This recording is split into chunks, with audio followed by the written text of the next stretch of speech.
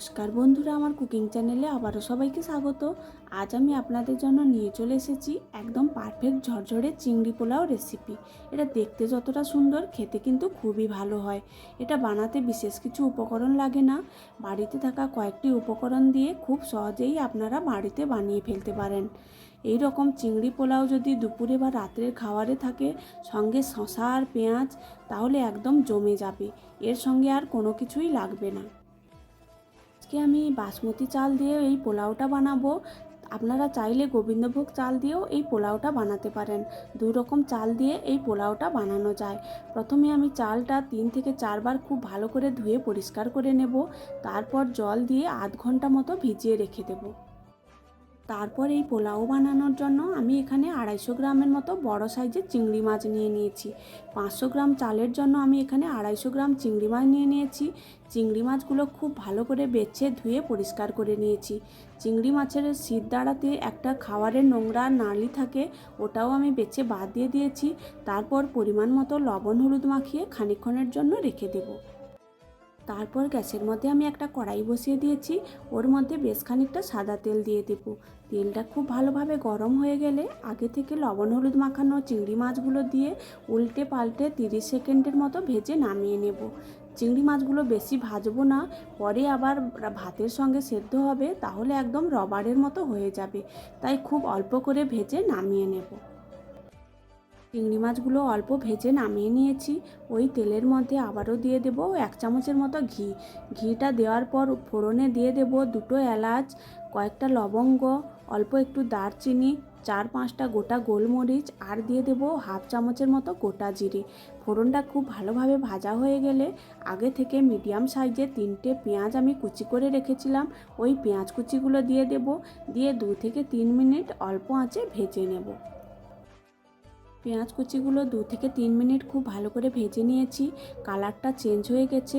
তারপর এর মধ্যে দিয়ে দেব কিছুটা কাজু বাদাম আর কিশমিশ আগে থেকে ধুয়ে পরিষ্কার করে রেখেছিলাম। ওটা দিয়ে পেঁয়াজের সঙ্গে 1 মিনিটের মতো ভেজে নেব। 1 মিনিটের মতো ভেজে নেওয়ার পর এর মধ্যে দিয়ে দেব 1 চামচের মতো আদা রসুনের পেস্ট। এটা দেওয়ার পর সব কিছু ভালো করে 2 থেকে 3 মিনিট ভেজে নিতে হবে। মশলাগুলো বেশ খানিকক্ষণ কষিয়ে নিয়েছি। তারপর এর মধ্যে গুঁড়ো মশলা অ্যাড করে দেব। প্রথমে দিয়ে দেব 1 চামচের মতো হলুদের গুঁড়ো, কিছুটা শুকনো লঙ্কার গুঁড়ো, আর দিয়ে দেব ধনের গুঁড়ো আর জিরের গুঁড়ো। দিয়ে আবারও সব কিছু 1 থেকে 2 মিনিট কষিয়ে নেব। খুব ভালো করে কষানো হয়ে গেলে এর মধ্যে দিয়ে দেব 2টো চিড়ে রাখা কাঁচা লঙ্কা, আর দিয়ে দেব একটা টমেটোর পেস্ট। দিয়ে সব কিছু আবারও খানিকক্ষণ বেশ ভালো করে কষিয়ে নিতে হবে। মশলাগুলো বেশ খানিকক্ষণ খুব ভালো করে কষিয়ে নিয়েছি। তারপর এর মধ্যে দিয়ে দেব 3 চামচের মতো টক দই আর 1 চামচের মতো চিনি আমি খুব ভালো করে ফেটিয়ে রেখেছিলাম। ওগুলো দিয়ে আবারও খানিকক্ষণ কষিয়ে নিতে হবে, যতক্ষণ না পর্যন্ত মশলা থেকে তেল ছেড়ে আসে।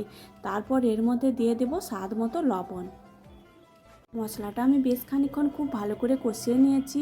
তেল ছেড়ে গেছে। তারপর এর মধ্যে দিয়ে দেব আগে থেকে ভিজিয়ে রাখা চালগুলো থেকে আমি জল ঝরিয়ে নিয়েছি। চালগুলো এর মধ্যে দিয়ে মশলার সঙ্গে খুব ভালো করে কয়েক মিনিট কষিয়ে নেব, যতক্ষণ না পর্যন্ত মশলার সঙ্গে চালটা খুব ভালোভাবে মিশে যাচ্ছে। এইভাবে কয়েক মিনিট কষিয়ে নিলে পোলাওর স্বাদটা কিন্তু অনেক গুণ বেড়ে যায়। খুব ভালো করে কয়েক মিনিট কষিয়ে নিয়েছি। তারপর এর মধ্যে দিয়ে দেব গরম জল। আমি চালটা বাটিতে মেপে নিয়েছিলাম, 1 বাটি আর হাফ বাটি চাল নিয়েছিলাম, তাই 3 বাটি জল দিয়ে দেব। জলটা এখানে গরম করেই দিতে হবে। জলটা দেওয়ার পর যখন ফুটে উঠবে ঝোলটা, তখন আমি একটা ঢাকনা দিয়ে মিডিয়াম আঁচে 7 থেকে 8 মিনিট রান্নাটা করে নেব। জলটা দেওয়ার পর 2 থেকে 3 মিনিট পর ঝোলটা ফুটে উঠেছে। আমি একটা ঢাকনা দিয়ে দেব, আর ঢাকনার যে ছিদ্রটা আছে ওটা একটা লবঙ্গ দিয়ে আটকে দেব। তারপর মিডিয়াম আঁচে 7 থেকে 8 মিনিট রান্নাটা করে নেব। 7 থেকে 8 মিনিট পর ঢাকনাটা খুলে নেব। ভাতগুলো 70% মতো সেদ্ধ হয়ে গেছে এবং জলটাও অনেকটাই শুকিয়ে এসেছে। এই সময় আমি ভেজে রাখা চিংড়ি মাছগুলো দিয়ে দেব। এই সময় লবণটাও চেক করে নিতে হবে, যদি কম থাকে এখানে লবণটা দিয়ে দিতে হবে। তারপর চিংড়ি মাছগুলো দিয়ে ভাতের সঙ্গে খুব ভালোভাবে মিশিয়ে আবারও ঢাকনা দিয়ে একদম লো আঁচে 7 থেকে 8 মিনিট রান্না করে নেব। থেকে 8 মিনিট একদম লো আঁচে রান্নাটা করে নিয়েছি। ঢাকনা খুলে একদম হালকা হাতে সব কিছু খুব ভালো করে মিশিয়ে নেব। জলটাও একদম শুকিয়ে এসেছে। খুব ভালো করে মিশিয়ে নেওয়ার পর 1 চামচের মতো উপর থেকে ঘি ছড়িয়ে দেব।